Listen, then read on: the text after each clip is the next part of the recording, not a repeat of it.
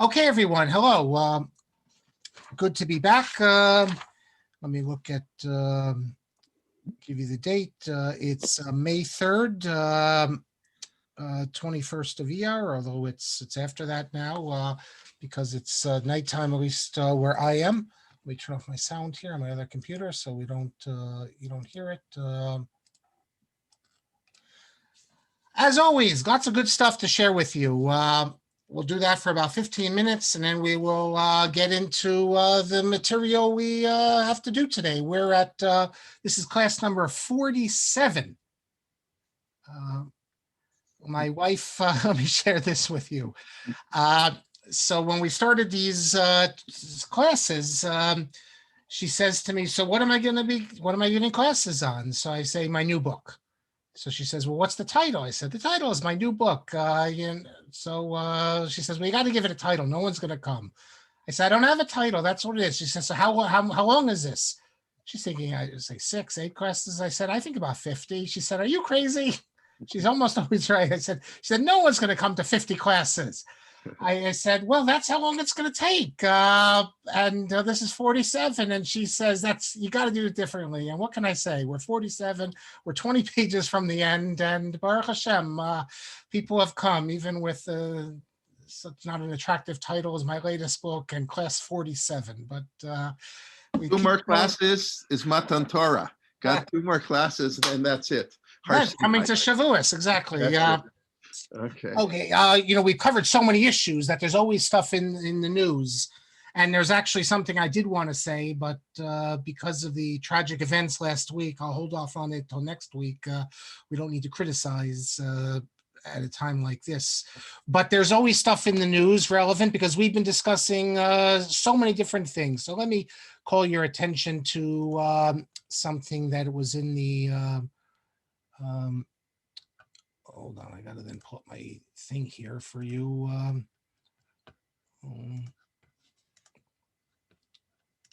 Gotta show something here. This was in the news. This is a historic event. This is from the Jerusalem Post, but it's on the Orthodox Stone website. It's Rabbi Riskin's. This is the first time there's ever been a female rabbi appointed, as far as I know, to a synagogue by herself. We've had these titles, Ma'arat. She's actually a rabbanit, in which they're in a clergy role, to use that term, in which they serve alongside a male rabbi. But here you have a woman who's finishing up in another couple weeks.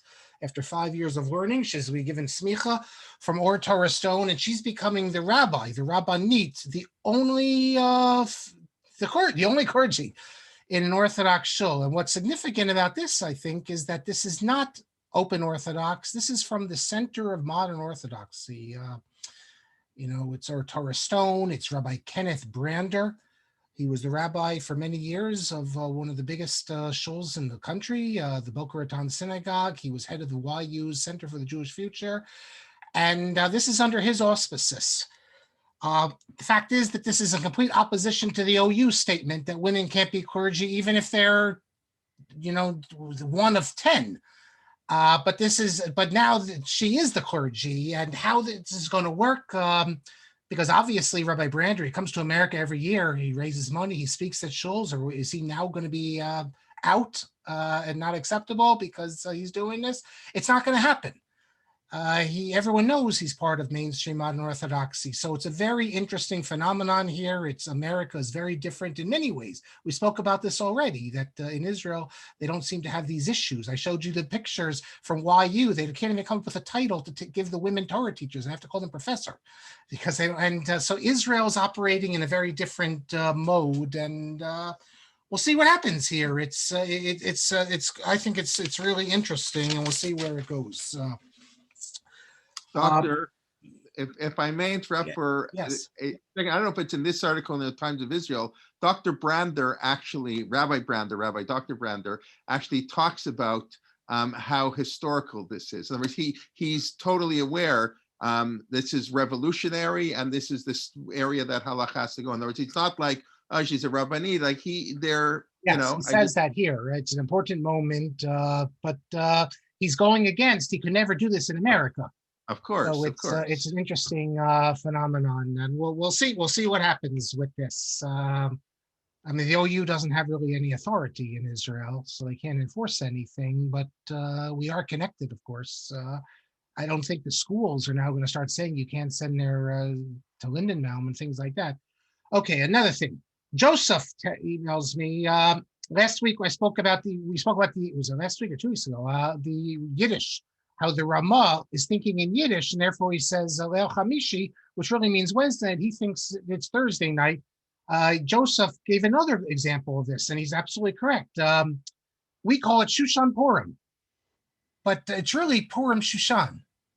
If you look at all the Sfardim, when they refer to it, they call it Purim Shushan.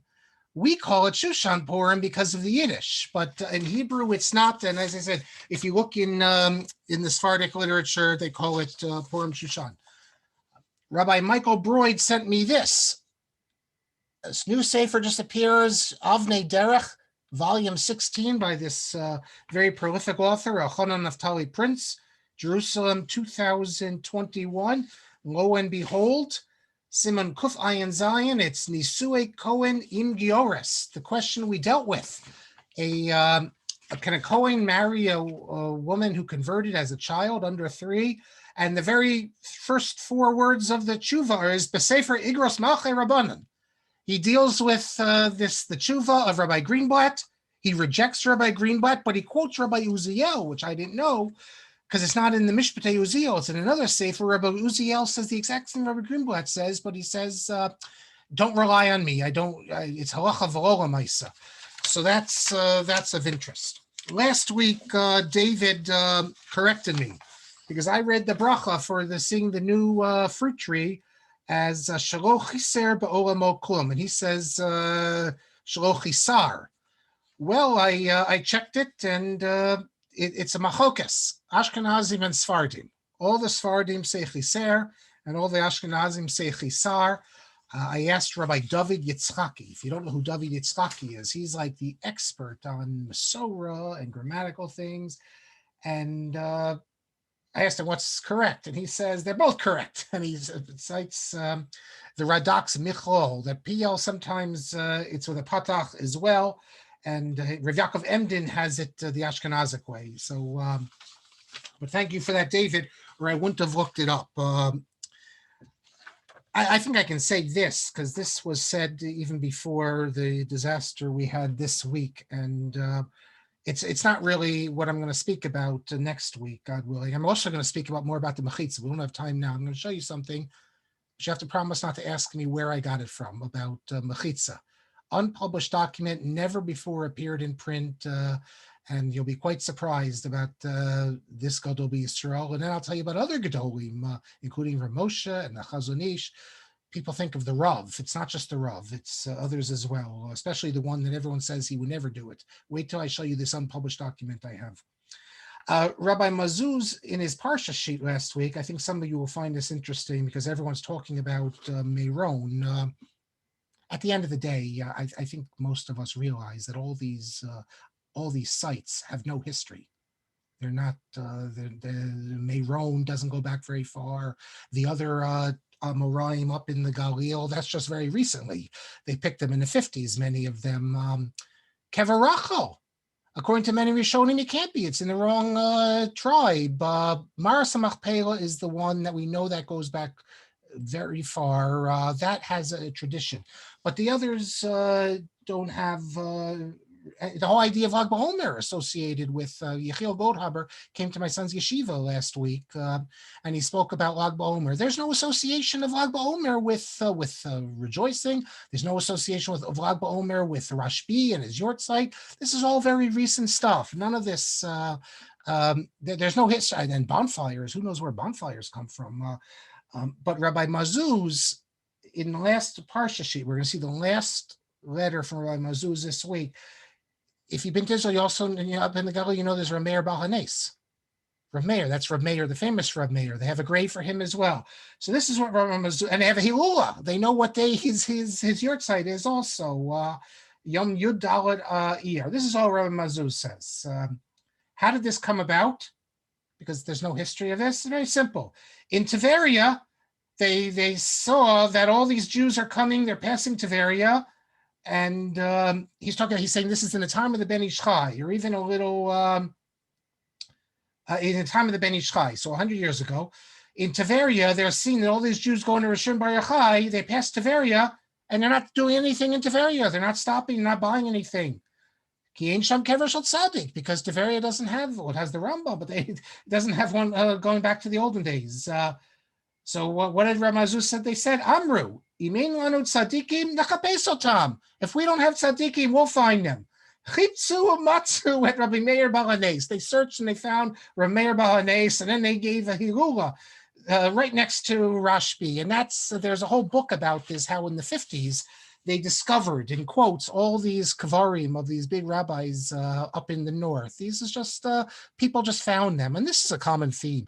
On my Morocco trip, I spoke about, there's one kever there everyone goes to.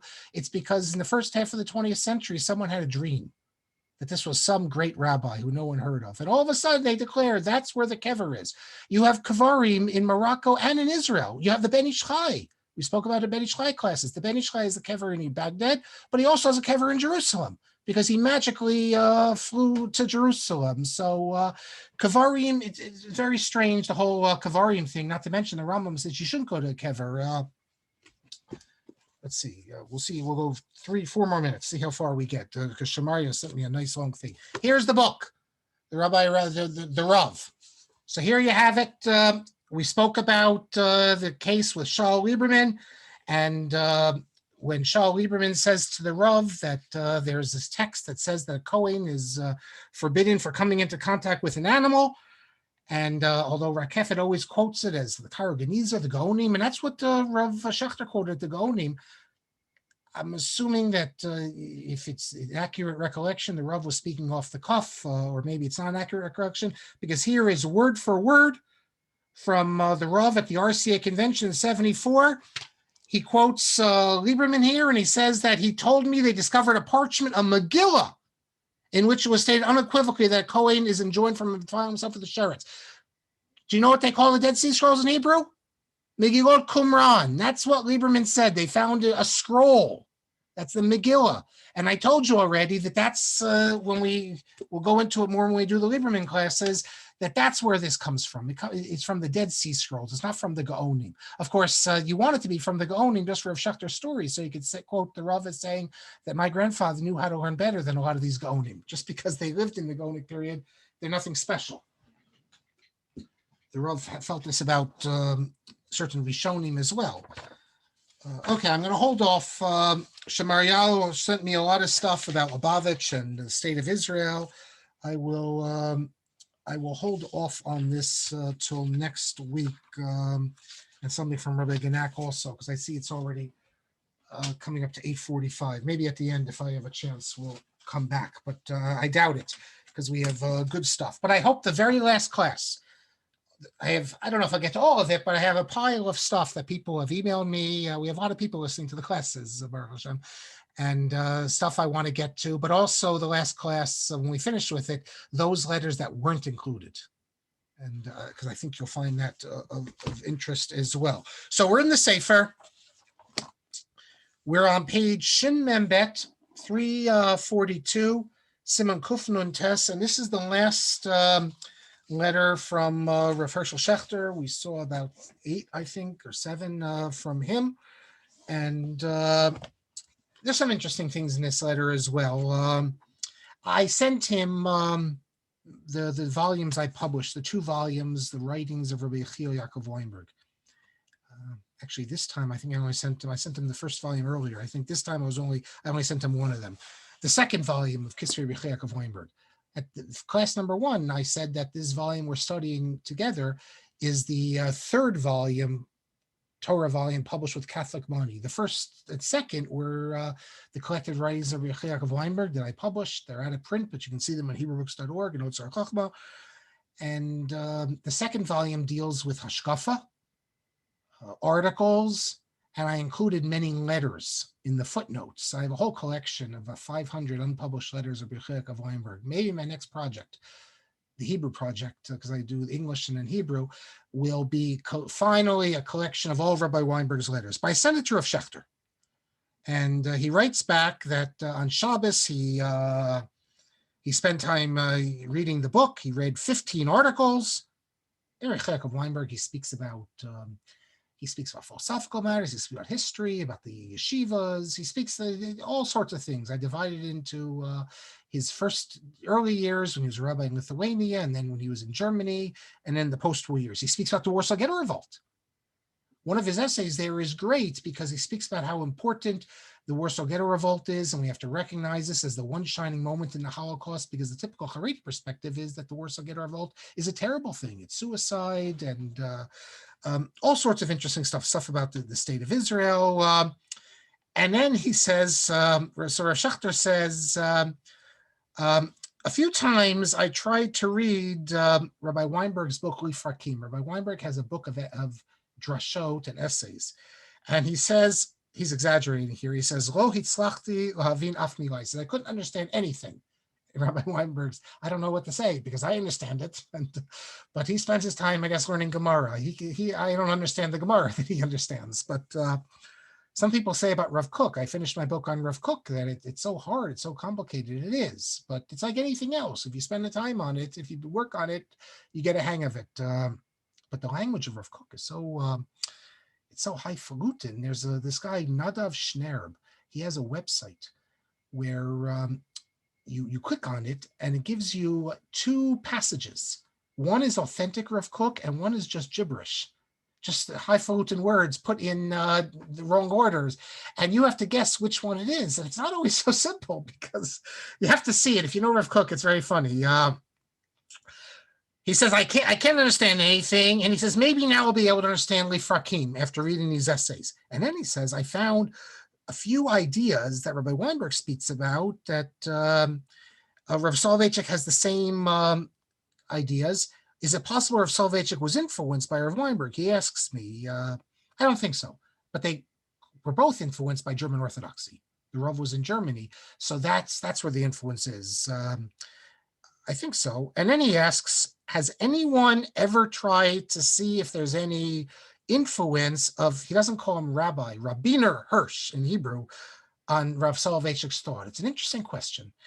And I don't think there is any. As far as I know, the Rav never quotes Hirsch. He quotes the Rav Kook one time that I know of in Pinchas Pelly's book on Tshuva, you summarized of the Rav's drashot on that.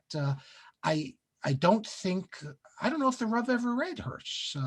He knew German Orthodox thinkers, but I don't know if Hirsch is a very different sort of approach. But it's a good question. I don't know, and I don't think anyone has ever seen any influence.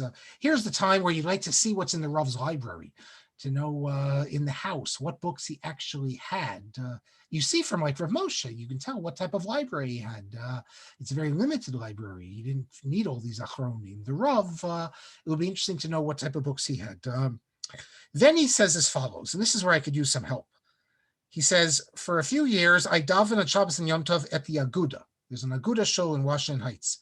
And I sat next to a balabas named Kot, K-O-T-T, I guess. His father was Lithuanian, and he remembered Weinberg. That's how he used to call him. If anyone listening knows who this Kot is, I'd love to know. He says that his father was a merchant, and he went to Berlin. He was going to go to South Africa, but he got stranded there. But then he says that his son still lives in Brooklyn, Kalman Kot. So if anyone knows Kalman Kot, years ago, before the internet, I looked for him. Now it reminds me, I'm gonna look for him. Maybe it's just, I find people sometimes just by Googling them. It's incredible, modern technology. And then he says that that Rabbi Weinberg would eat at their house almost every Shabbos, and he would speak about the Parsha on Shabbos, and the neighbors, the tzibur, would come, and they would, after Shabbos, people would write this down of what Rabbi Weinberg said, and it would be nice to get this material. And he says that one thing I remember he said to me was regarding this pasuk. Let me show you the pasuk. In Breshis 25:14, it says the children of Yishmael were Mishma, Duma, and Massa. And this is where Schechter says that this pasuk is in the that based on this pasuk, which is found in the Hakdama, the introduction of the Quran. Everyone is obligated to listen, mishma, to be quiet, duma, they're deriving from there, and masa, to bear the burden, or something like that. Well, really, Rav Schechter remembers, but not completely. This isn't in the Quran at all. They don't have anything to do with Hebrew. This comes from the Rambam. This comes from the Rambam's letter to Yemen. He writes as follows. He says that our sages told us that we have to bear, I'm reading the translation, the prevarications and lies of the Muslims in silence. And they found an allusion to this, that we have to bear their oppression in silence. Mishma. Mishma means we have to listen what they say. We have no choice. They criticize us. Duma, we have to be silent. We can't reply. And Masa, we endure it. So this was in the Muslim world, they had this tradition that how you live with the Muslims, you derive it from these verses. You don't say a thing, you let them say their ideas, and you be quiet and you bear it. You don't grin and bear it, you just bear it. Then he says someone maybe should interview his son, which I will, if I can find him, I'll try him. And then he says, it appears to me that I heard either from Kot or in YU that some years after the end of the war, that Dr. Belkin, who was president of the Yeshiva, there was a talk that they would invite Rabbi Weinberg to come to America, to come to YU and give shiurim. And Weinberg's reply was that he would not be connected to any institution that had secular studies.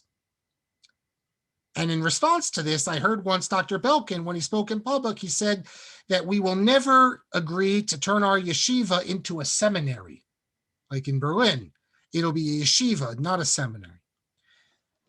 Well, again, we have confusion here because it is true that YU was very interested in having Rabbi Weinberg come. He refused to come. We have letters of him discussing it. He didn't feel he could go to a place where he's going to be second fiddle. Both Skokie as well as YU. He was asked by Tells as well. Rabbi Soloveitchik was the big person there. And by Weinberg, he says that for the honor of the students, he was the Rosh Yeshiva, the head of seminary in Berlin. For him to go to another place where he's not the big person in charge, it would not be covered for the students. I think probably he also felt it wouldn't be covered for him. It's not easy to reduce yourself from being in charge. Remember what Rabbi Weinberg says. He's very honest. He says that I don't chase after kavod, but if they give it to me, I'll take it. That's an honest. He's honest about that. And I have the correspondence talking about this. And in the end, he didn't go. And he never would have said that he wouldn't go to a place where they teach secular studies. He believed in the idea of YU. Berlin wasn't a university, it was a seminary, but all the students went to the university, and it's a much better if you have the secular studies in the university. And the truth is, and Rabbi Weinberg writes this to Rav Chaim Ozer, that the Rabbinical Seminary of Berlin was a yeshiva in a complete sense. It was a yeshiva. They called it a seminary. Well, why use the rabbinical schools called Isaac Elchanan Theological Seminary? He says, why are we not a real yeshiva? Just because we require they have to learn Jewish philosophy and Parshanut? That's also a yeshiva. And the rove minyan or binyan, as they say, the majority of the time was spent on Shas and Poskim. So the Rabbinical Seminary of Berlin was a yeshiva. It was not like one of these rabbinical seminaries like you had in Rome or later in Paris. No, it was a complete yeshiva entirely. To be a musmach there, it was harder than YU. Everyone had to write 3 tshuvot, original tshuvot, and which you don't have to do at YU. You just have to know the information. This you had to show originality. If you didn't succeed, they gave you a lesser degree, like a preacher sort of degree. So but it is true that Dr. Belkin spoke, he wanted it to be a yeshiva, not a seminary. When they had the election between and the people who were running, Rabbi Jung versus Belkin and the Rav. The Rav was a 3-way race. It really was between the Rabbi Jung and the Rav. And Belkin sort of became the compromise candidate. They didn't want either of them. They couldn't decide on them, and they went with Belkin. But they said that if Young became president, he turned it into the rabbinical seminary because he was the most of the rabbinical seminary. That is, that it would be, it wouldn't be like Volozhin. You come into YU in the morning, it's like Volozhin. So yes, it's true that the Berlin Rabbinical Seminary was a yeshiva. However, it also, they focused on academic Jewish scholarship as well. Whereas at YU, that's in the Revel Graduate School, it's separate. Rabbi Soloveitchik also spoke about this. He spoke against the idea of synthesis like they had in German Orthodoxy. He said that they're two separate things. We have the yeshiva in the morning downstairs, and this is like Volozhin, and then you go to the university.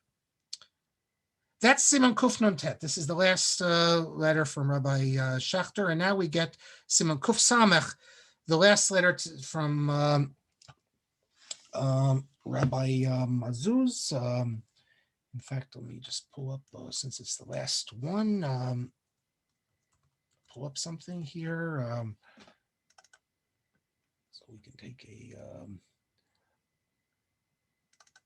I'll show you a picture. Here we go. Here I am with him. The Rambam speaks about the Rimigash as his Rebbe. He refers to him as that. How could he call the Rimigash his Rebbe? He never studied with the Rimigash. His father did. But that shows you that you can have a Rebbe even if you don't actually study. And a number of Sfarim speak about it, that today we have Sfarim. So you could have a Rebbe from someone's Sfarim. So myself, if you'd ask me who my Rebbe is, it's not like I went to YU and studied for 4 years under Rav Schachter or Rabbi Rosenzweig or something like that. You're looking at it now. Only because that in a Torah sense, my Torah learning is more influenced by him than anyone else, because for 30 years I've been immersed, and I was given an approach, a derech, in learning and in different fields of Jewish learning from Rabbi Mazuz. So in that sense, I see, if anyone asks me, sometimes people do, who do I consider my Rebbe, I consider him, but not a Rebbe that some people speak like, that. Well, I don't know, because in Lithuania, there's a difference between a Talmud and a Chassid. You know, in Lithuania, you were a Talmud, you weren't a Chassid. I don't feel like I need to defend Rabbi Mazuz. If he says something I think is crazy politically, it's fine. I don't feel bound in any of those things, and there's plenty of his views I don't accept. But in terms of a Torah learning, and that's why we had 32 letters, I think, and I hope I introduced you to this very interesting person that. So we get to the last letter of Rabbi Mazuz from Tunisia. Rabbi Kelman emailed me a few days ago because maybe some of you also saw it in the Times of Israel. They had a report on this every year they get like 8,000 people. They go to Jerba for the big Lag BaOmer celebration. Now this year they just about 100 came. A group came from France, and there's other people from Tunisia. So he says, well, when are we going? So God willing, we're going. We're going to do all our things if Mirza Hashem, if life gets back to normal. This, the last letter from Rabbi Schachter, the title is Concerning Rabbi Yaakov Weinberg. This is called, it's on page 343, Notes on the Collected Writings of Rabbi Yaakov Weinberg. I sent him both volumes. In 2009, I published 2 volumes. The first volume of the writings of Rabbi Yaakov Weinberg is on Halacha, Jewish law. Lots of different shuvot. I could publish a second volume now on that. There's so much has appeared since then. And some of the shuvot are quite significant. And the second volume is like we spoke about, more hashkafa. He thanks me for the book, that it's full of chachma and bekiyut, and sometimes walking through the raindrops, as it were. He says, however, in the second volume, there's things that it's difficult to digest, such as Rabbi Weinberg being Melamed Schos, finding some positive things to say about actual assimilationists, such as Herzl and Achad Am, and to find elements of holiness in them. And anyone who sees this is going to assume that it's permissible to regard a Rasha as a tzaddik. Okay, well, to this I'll say to Rabbi Mazuz, again, it's not Das Torah for me. He's wrong. And really, my Rebbe is Rabbi Yaakov Weinberg, really. If if you have to, he's the one that I'm most connected to. So much so that sometimes when people have criticized me, they say things like, well, you're Rebbe. But it is true that Herzl came from a religious background, but to call him a completely assimilationist, that's not true at all. The whole essay, the essay of Rabbi Weinberg on Herzl is the idea that he's a Baal Tshuva.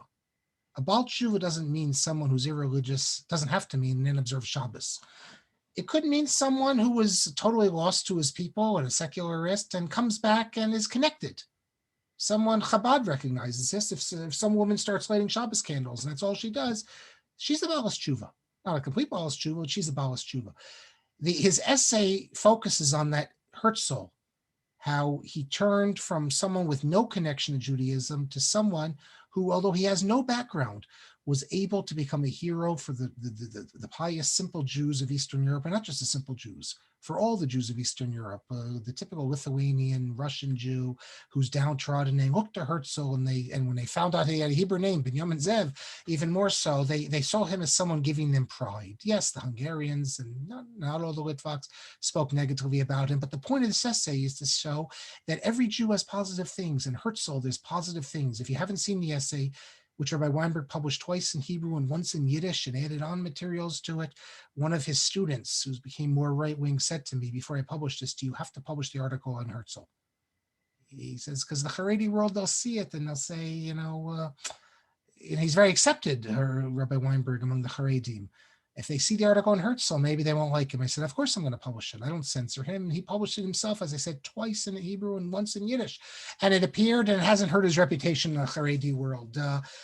Isaac Breuer saw the value of Herzl and his charisma, as did Avram Eliyahu Kaplan. So Rabbi Weinberg's not unique. So I would have to disagree with Rabbi Mazuz. Now, what about Achad Ha'am? Okay, well, Achad Ha'am was basically I wouldn't say assimilationist, because they don't want you to, he never wanted you to marry non-Jews, but complete secularist, Achad Ha'am, obviously. But his essay is simply, it's a good Torim Derech Eretz, trying to see what Achad Ha'am has to say, respond to the bad points, call attention to some good things, because even a person like Achad Ha'am, if he speaks about, the importance of the nation, that's a value. And Rabbi Weinberg's attitude was that he wrote this in the early part of the 20th century, when these authors were very significant. And you can't put your head in the sand. You have to respond to them. You have to say, what does the Orthodox world have to say about what Bereshevsky, he wrote about Bereshevsky also. What do we respond? What do we have to say? We're big enough to call attention when they make good points, but also criticize the negative points. Rabbi Weinberg's attitude is not like, well, it's Achad Ha'am, we won't even read them. It's Muktzah Machmas Mihus, that we can't even touch it. No, we read it and we respond, hey, we're all been influenced by Achad Ha'am. Achad Ha'am is the one who said, more than the Jew have kept the Shabbos has kept the Jew. Ramosha Feinstein even quotes this. People think it's Chazal. There is the Taz says something very similar, and you do have sources, but the exact lashon of Achad Ha'am is not Chazal. So then he says, because of this, he's being honest with me, because the writing, the second volume, has some of these problematic essays. Rabbi Weinberg is interacting with people like Achad Ha'am. He doesn't even mention Bereshevsky. Bereshevsky, for heaven's sakes, Bereshevsky is the complete Nietzschean atheist. He's like the worst, the transvaluation of Judaism.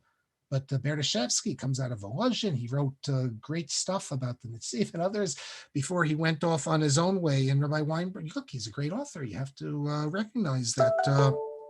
But I get it. In the Haredi world, even the quasi-Haredi world of Ramazuz, you're not going to read Bereshevsky, even if it is to challenge him. So what does Ramazuz says? He says, therefore, Kerach Beis, Nishar Etzli. And volume 1, you're not telling me, he says, so therefore, I'm going to keep volume 2.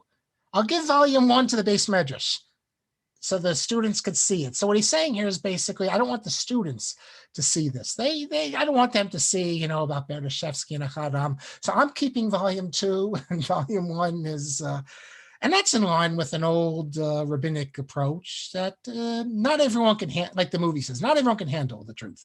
Not everyone can handle it. There's always been this idea in the Haredi world that those who can handle it, they can read everything. But the masses, the Talmidim, we keep it away. So it's just cute. Or Mazuz says, Rabbi Weinberg has some terrible stuff here, so I'll keep the book. And the other one that's just with us halacha, that I can put in the base medrash. But then he points out something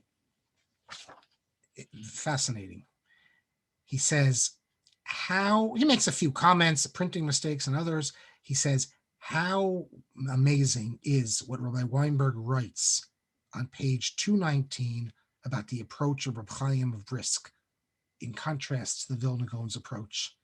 And he says, based on this, in our yeshiva, we study in accordance with the Vilna Gaon. So let me tell you what Rabbi Weinberg says. Where's my pages here? Hold on. Yeah. Rabbi Weinberg says as follows. I think most people listening know who Reb Chaim Soloveitchik is. Created a revolution in Torah study, the analytic approach. Once you've had the analytic approach, it's very difficult to go back to the old days, to just study Gemara, to find the halacha. It's not really that satisfying. I hate to say it, but if you look at some of the shiurim of rabbis who are not in the analysis. And when I say analysis, it's not for your Chaim, you have Shimon Shkup, you have Tells, you have all that. But the way of just study for the sake of getting to the halacha, it doesn't attract people. The Rav himself said that Reb Chaim came up with his derech because in his era, people were being challenged by philosophy, by the universities, by mathematics. He had to show a sophisticated approach to Talmud study. I find it a bit difficult, to understand when he says that, because what the Rav says makes it seem as if Reb Chaim consciously came up with this approach to keep the best and the brightest in the yeshiva world. I don't know if the Rav really meant it, although that's what he says, because that implies it's artificial. But that's what he says. Other people will just approach it that Reb Chaim's a genius, and it was a different era where people were thinking in a different way, and he was able to, not that he ever studied any of these things, maybe because it's in the air, whatever it is, the analysis that he came up with puts Torah on a very high, much higher level. The question, however, is anyone who studies Reb Chaim, you have to ask yourself, what is it true? What I mean true, is it historically true? Did the Rambam mean this? If you study the Rambam, you know what his basis is, let's say the Gaonim, from the Gemara to the Gaonim. And we know how the Rambam thought because we have response to the Rambam. When they have problems, they write to the Rambam, and he never gives a Brisker answer. He always gives an answer, there's a mistake here or a simple answer. So is it historically correct? And does it matter? Let me read you what Rabbi Weinberg says. He says a few things. He says, I said once to Rav Moshe Soloveitchik that the Torah writings of his father, the Gaon Reb Chaim, are true from the standpoint of logic, but not from the standpoint of the Emetai story, not historically true. Reb Chaim had a different method of learning than the Rambam. Rabbi Weinberg says, first of all, that Reb Chaim's derech is true. It's true in a Torah sense, in a logical sense, but it's not true in a historical sense. That is, the Rambam didn't mean it. So that brings us to the question. I'm writing an essay for Hakira on this very topic. I promised them a long time ago I'd write this because I mentioned it in an earlier article. Can something be Torah true, but not historically true? That is, when we try to interpret Rishonim, does an explanation need to be in line with original intent? This is something that in modern literary theory there's a lot of talk about. And today no one assumes that the interpretation of a work, say you take Shakespeare or something, that when you interpret it, it has to be a true interpretation is the interpretation Shakespeare had in mind. No, when Shakespeare wrote it, he put it out there, and you could have other interpretations. Works have true interpretations, even if they're not historically true. That is, the interpretation does. If I'm the author of a work and you give an interpretation, I say, well, I didn't mean that. Doesn't matter, because the work takes on an independent life. Do we say that in Torah writing as well? And there are plenty who do say that we say that we can interpret the Rambam, even though the Rambam himself did not have that in mind. I don't know if Reb Chaim thought that. If you speak to Briskers, they say, no, this is what the Rambam had in mind. But we have many others who say that, no, we can interpret the Rambam, we can interpret the Shulchan Aruch, and Rav Lichtenstein has a whole essay on this, a lecture. which they didn't publish, in which he acknowledges that what we interpret in the Rishonim, although you could say it's latent, they didn't have this in mind. He acknowledges this, but he says that's what part of Torah is. There's two aspects of Torah. There is the Torah that just wants to uncover the past. That is what the earlier ones had in mind. But then there's Chidush. Chidush is not about uncovering what the earlier ones said. Chidush is actually creating new Torah. We all have the ability to actually create new Torah that extends Torah truth. And that's part of, that's basic to the Brisker approach, at least according to Rav Lichtenstein. And the Rav himself says the same thing or similar thing. And then he has another letter here, which I quote. He says as follows. He says he's writing to Gabi Cohen. Gabi Cohen for years was the principal of Michala.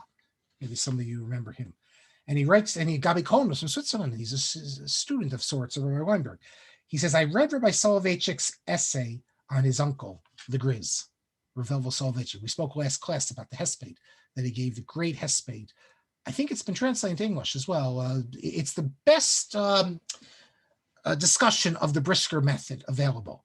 He says about the Brisker method that they took Yoredeya out of the pots and pans and put it into analysis. So when you learn Yoredeya, it's not just about pots and pans now.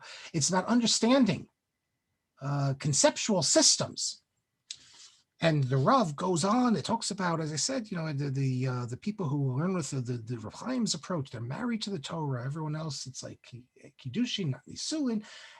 It's a Torah study. It's the most complete form of Torah study. I could see if you're not into the Brisker Derech, you might find this a little offensive. But he says the language of Rav Soloveitchik is amazing, and his style is Maxim.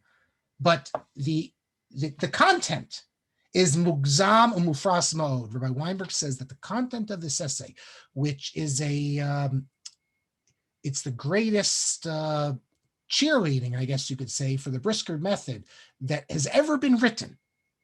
The Rav has a few of these, the greatest ever been written. His Hesped for the Rav Chaim Ozer Grzinski is the greatest exposition of the Das Torah ideology ever written. The irony is it's written by someone who would later come to reject the whole Das Torah idea after he saw the Holocaust, that Das Torah didn't actually do such a good job during the war, Das Torah, or Das Torah, as the Rav would say. But Rabbi Weinberg says this is completely exaggerated. And listen to this.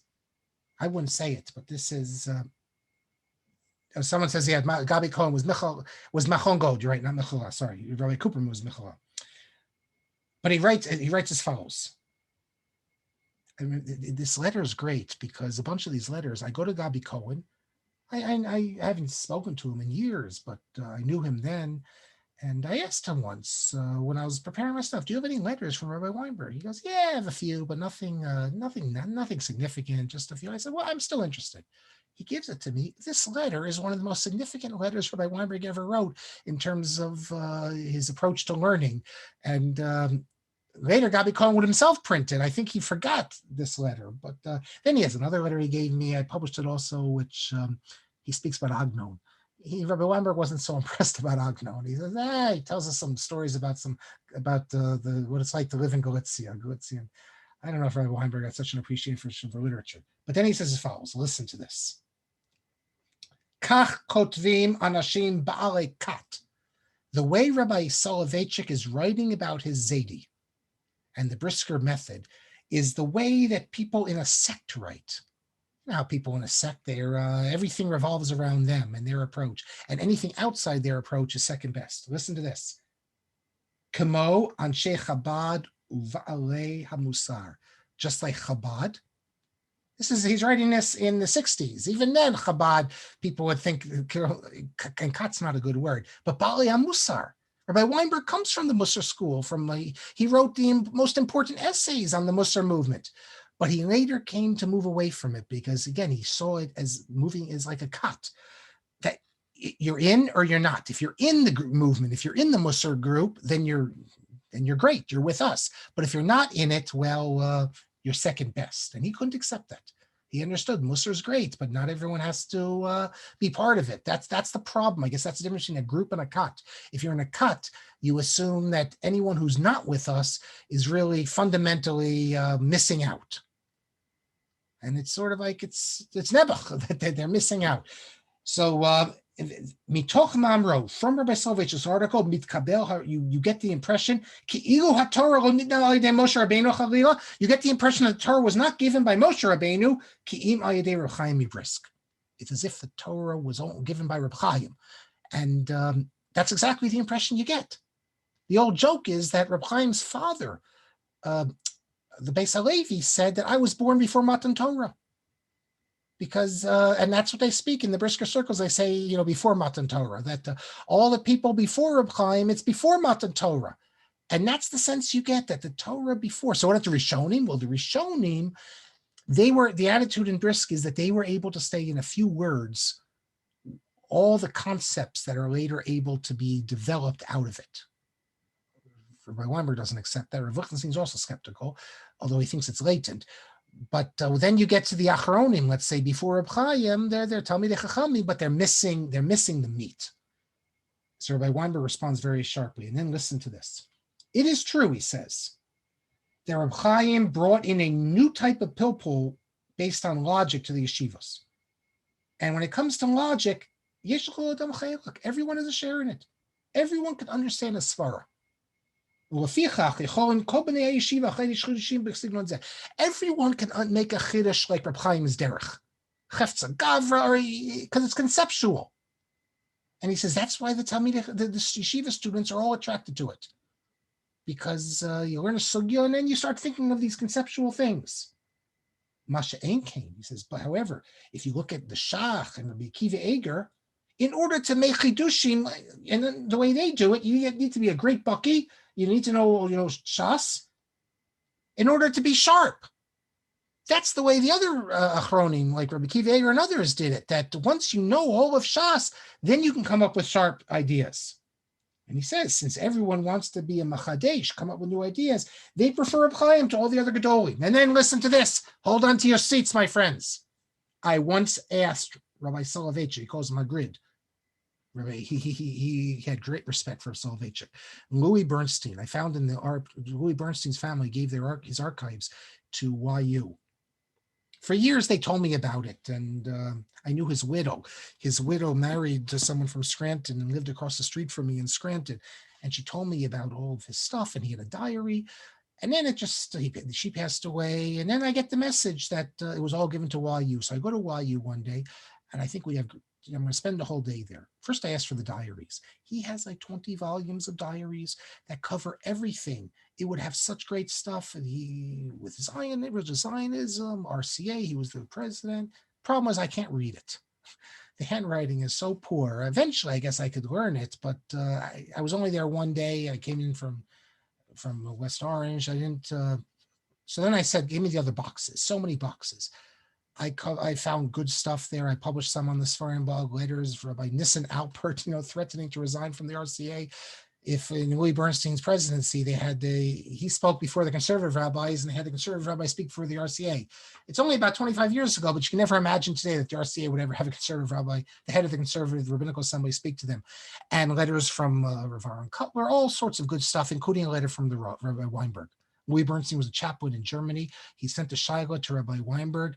And he must have said to him, I know that you're a Rebbe from Rabbi Soloveitchik, because Rabbi Weinberg writes back and says, basically, he says, Chas v'shalom, to say that Rabbi Soloveitchik is a student of mine.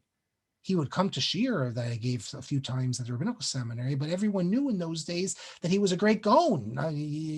He's not my student. He honored me by coming to the Shir. And he says, even at the Rav's young age, the Rav was in his 20s then. The Rav was born in 1903. So this is in the 20s. He's not yet 30. This is talking into 27, 20, 28, 29, 30. He says everyone then already knew what an eagle he was. He says, and Professor Tversky told me that Rabbi Weinberg was the first one at the hospital when Atara Soloveitchik, that's Isidore Tversky's wife, was born. She was born in Berlin.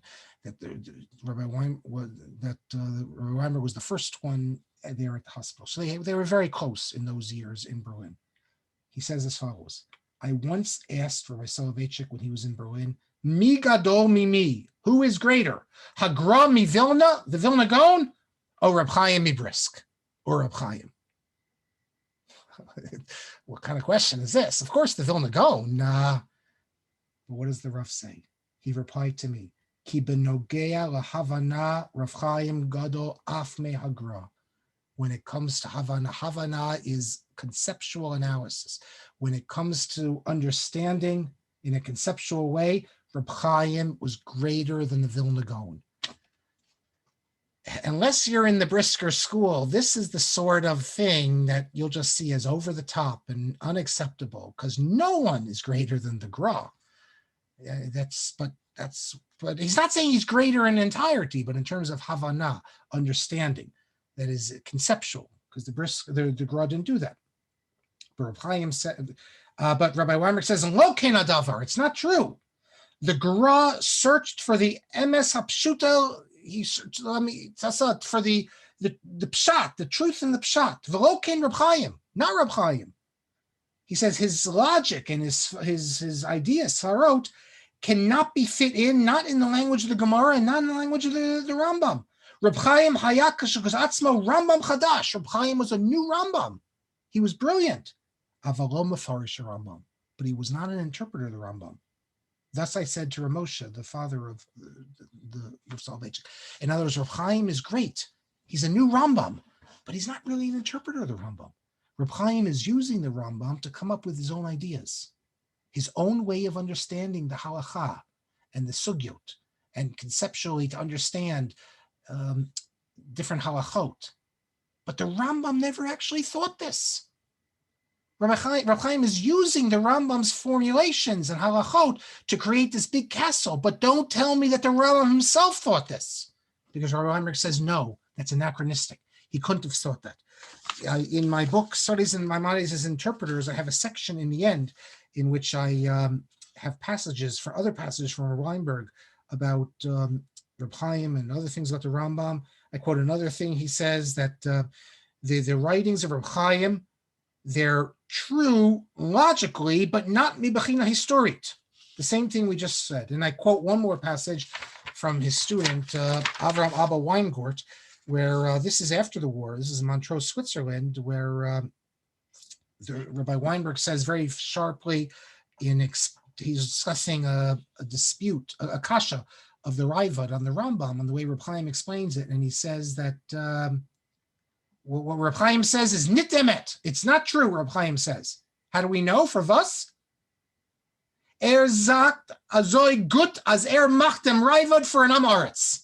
He says, we know Reb Chaim can't be right, because if it's really what Reb Chaim says, then the Rivad's an Amaretz, because after you see Reb Chaim, it's so clear, it makes so much sense.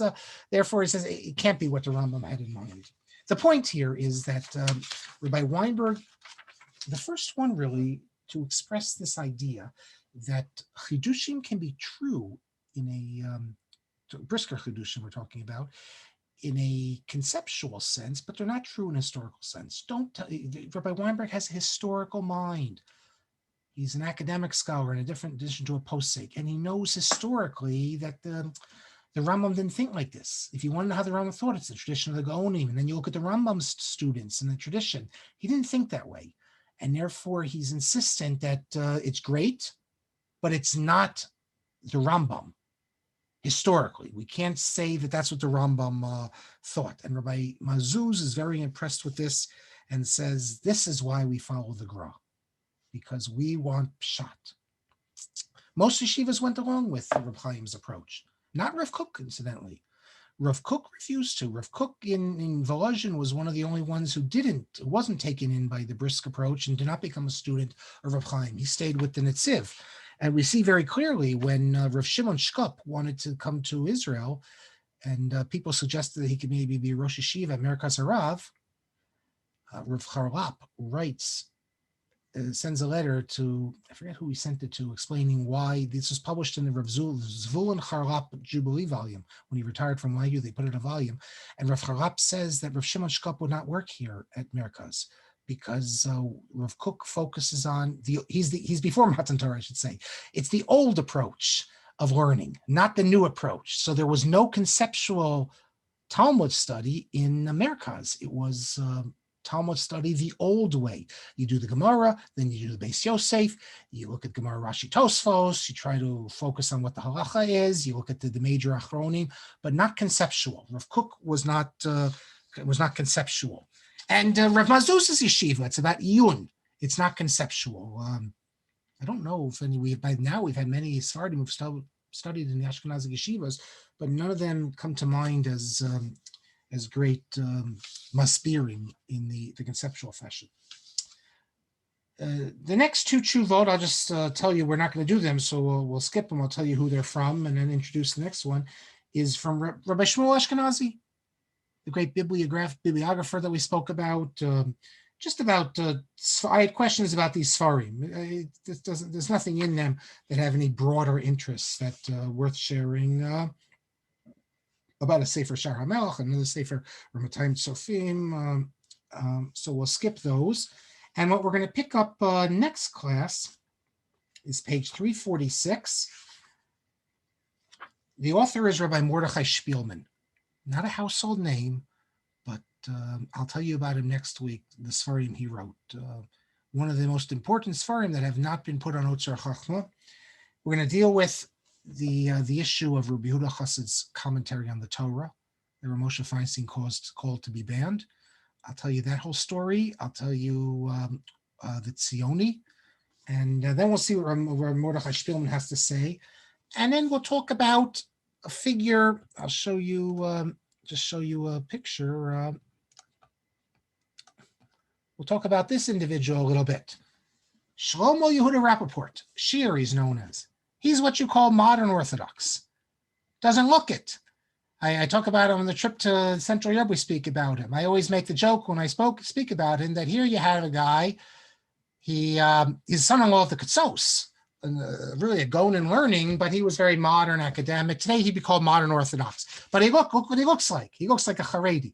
We know that we have many Haredim who look modern Orthodox. They're clean-shaven. They look like a typical modern Orthodox. And that's nice. It's good. Dress should not determine who you are. But we don't have many who are really modern Orthodox but look like this. I once said this, and someone said to me, well, what about Meir Schiller?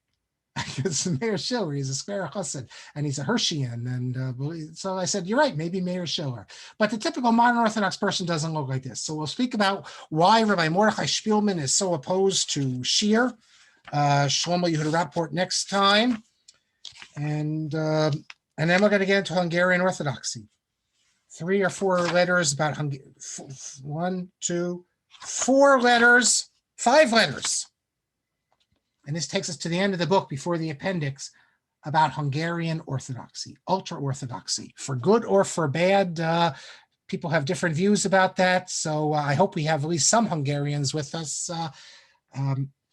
So we can talk about what it was meant to be, because you had many Shomrei Torah and Mitzvos Jews in Hungary. You had Gedolei Yisrael in Hungary who were not Orthodox. And when I say they're not Orthodox, I don't mean they're not Orthodox like in they're open Orthodox or something like that. No, they're not Orthodox, because in Hungary, as we shall see, Orthodoxy does not mean Shomer Torah Mitzvos. It means you belong to a club, you pay dues. And that makes you Orthodox. And if it's like today in America, if you didn't belong to the OU, if your shul didn't belong to the OU, you couldn't be called Orthodox. You'd have to be called something else, like status quo, as we shall see. But that'll be next week, class number 48.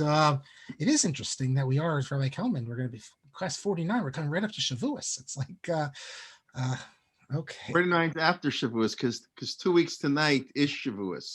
So we'll see.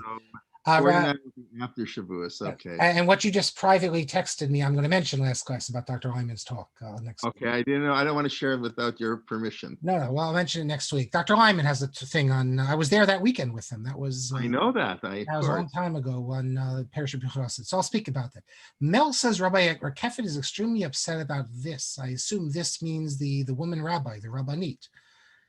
I think, right. I think what Rabbi Brander would say to Rabbi Rakefet is, you've been living here in Israel, over 50 years? You have to become a little more Israeli. You sound like a centrist from America. That's what Rabbi Brander would probably say. I don't know, but I get it. It would not go over well here. yet. Who knows? Baruch says, you say it's not open Orthodox. Is there open Orthodox in Israel? Yeah, there is. Their partnership minyanim in Israel, they have open Orthodox in Israel. Definitely, you have it. But there are different groupings. But there are people. You have Beit Hillel, this rabbinic group there. You have others. You definitely have open Orthodox in Israel. From Daniel Sperber would be associated with open Orthodox, I think.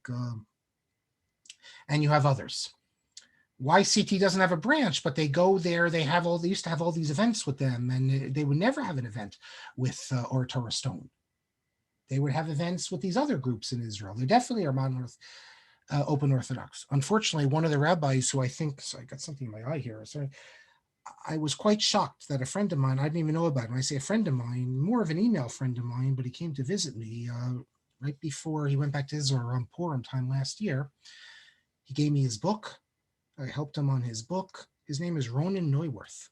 He, I think, would be regarded as open Orthodox, although he was a Rav of mainstream shul in Ranana. I just saw that in the Jewish Link, they were doing a memorial for him. He passed away before Pesach. And I didn't even know this. And this was a person who we've been corresponding, and he published a very nice book. I guess that's his legacy, a very nice book on halacha in the modern world.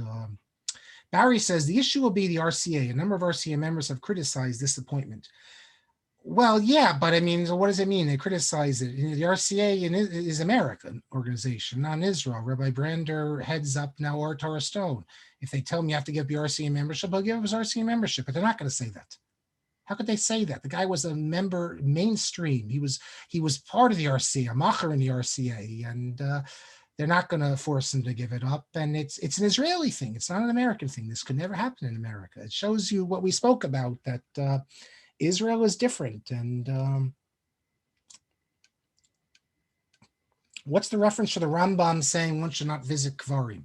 It's in, if you email me, I'll give you exactly. It's in Hilchos Evel. He says it. You shouldn't make a habit of going to Kvarim. The Briskers never, because the Briskers never, I don't know offhand what parak it's in. The Briskers never went to cemeteries. And the Rav says, however, after his wife died, he couldn't help it. The emotion was too much. It shows you that the Rav was not a complete ish halacha.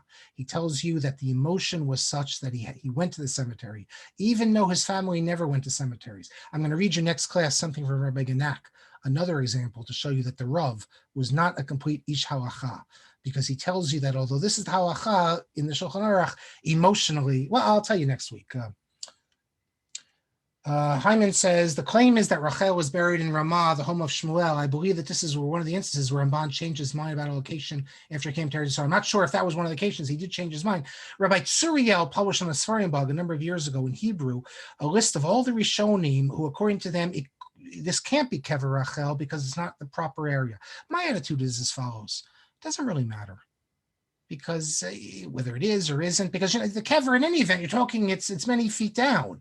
When you're at these places and the people are trying to connect to the feeling of, what Rachel meant to us or what this sage meant to us, does it really matter if the sage is buried down here, 30 feet below, or if the sage is 2 miles away? I mean, does it matter? It doesn't matter at all. David's tomb, that's not even a Jewish site in Jerusalem, where it's on Mount Zion there. Somehow it became a Jewish site, but it's a Christian, as far as I know, it's a Christian identification. So Rachel, and she's not buried there, okay, she's not buried there. It doesn't mean you can't, assuming you can daven there. Rabbi Kafich says, again, because the Rambam says you can't learn Torah, you can't daven in a cemetery. So he says all these things are no good. Baruch, what you texted me, if you can, very good. Thank you.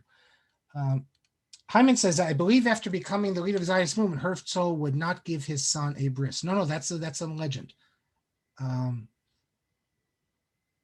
Wait a second. I didn't know. Ben Yehuda. It's a legend about Ben Yehuda. So they say that Ben Yehuda. It's not true. Herzl, I don't know if that's true at all. I'm not sure about giving his son a bris. I know he had a Christmas tree, but I think that's before he got into Judaism. I'm not sure. If you can find a source about the bris. And if it's true, they don't just mean that, coming from the completely assimilated background Herzl came from, he didn't see the significance of bris, but he gave kavod to rabbis. And the question is, do you believe in a conception of a Baal Tshuva of sorts when it's not complete Baal Tshuva, like Chabad does? And that's the essay. It's a beautiful essay. If you haven't seen it, check out Kisvei Rechiach of Weinberg. It's called Herzl Ish Hadat, that Herzl was able to come from no religion at all and to come to appreciate what it meant that there's a Jewish people and that we have a destiny. And that's a form of coming back.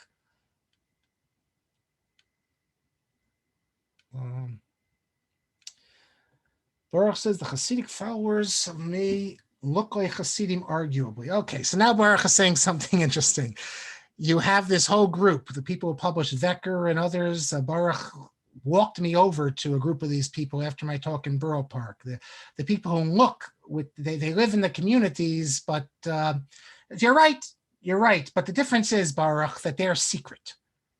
They're secret just when they're among themselves. But I'm talking about people who publicly would dress a certain way and go to a modern Orthodox show, identify with modern Orthodox ideals, but still dress a certain way. You're speaking of these people like Marranos.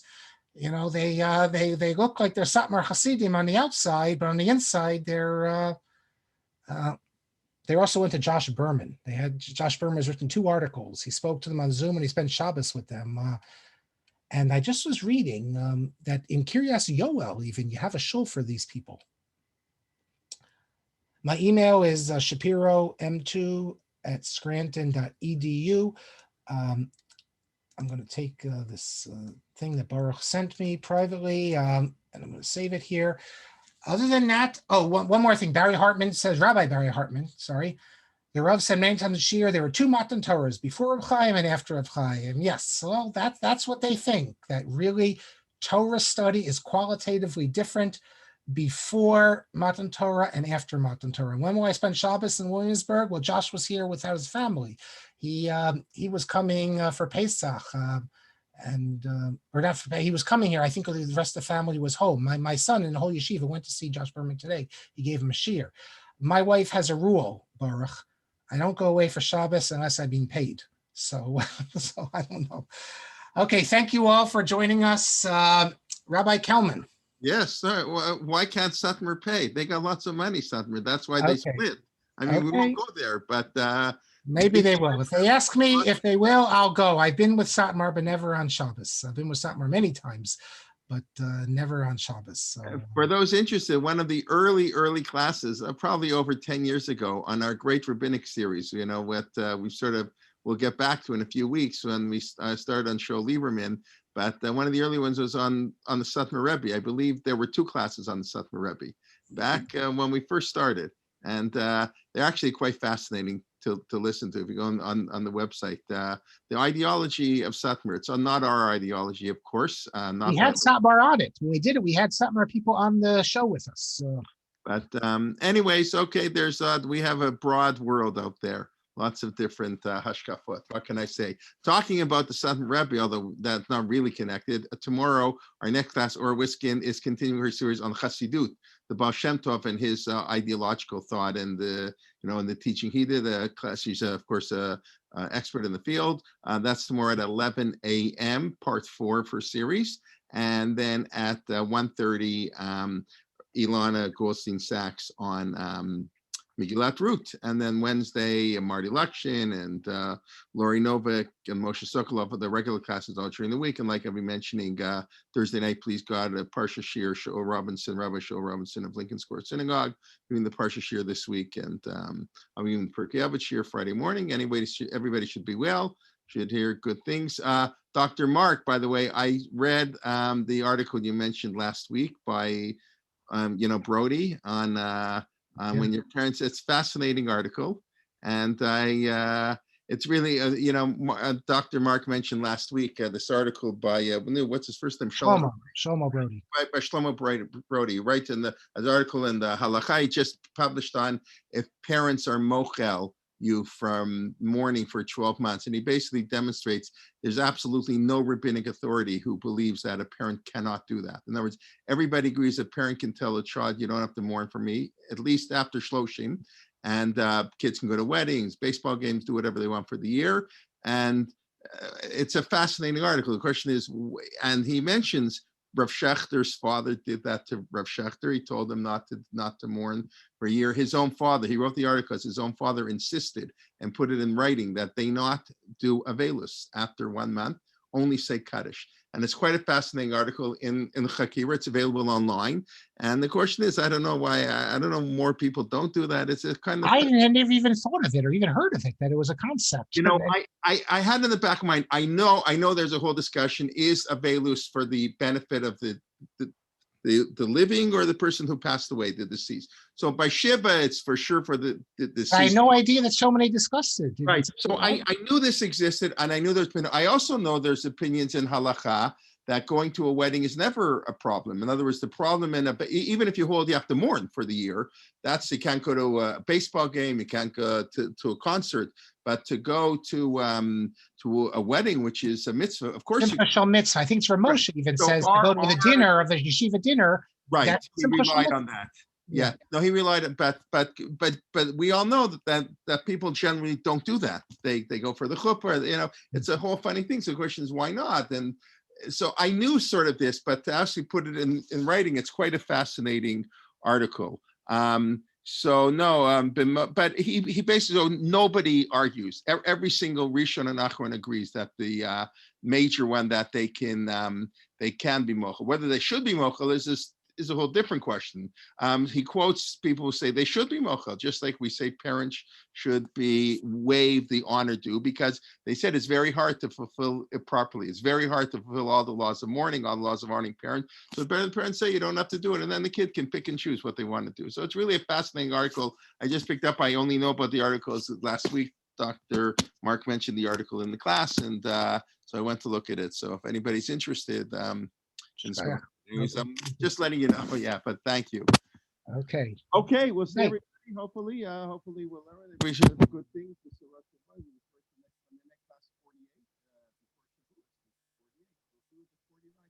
48. I hear you. Okay. All right, everybody be well. Laila Tov. Bye. Okay, how are you? Good. Okay. All right. Who says parents should take the mitzvah away from the kids? Yeah, all right, we have that a lot on her. I don't know. Maybe that's why they don't do it. I don't know. It's a fascinating article, and I think the practice is it hasn't been done so much. But if You're muted.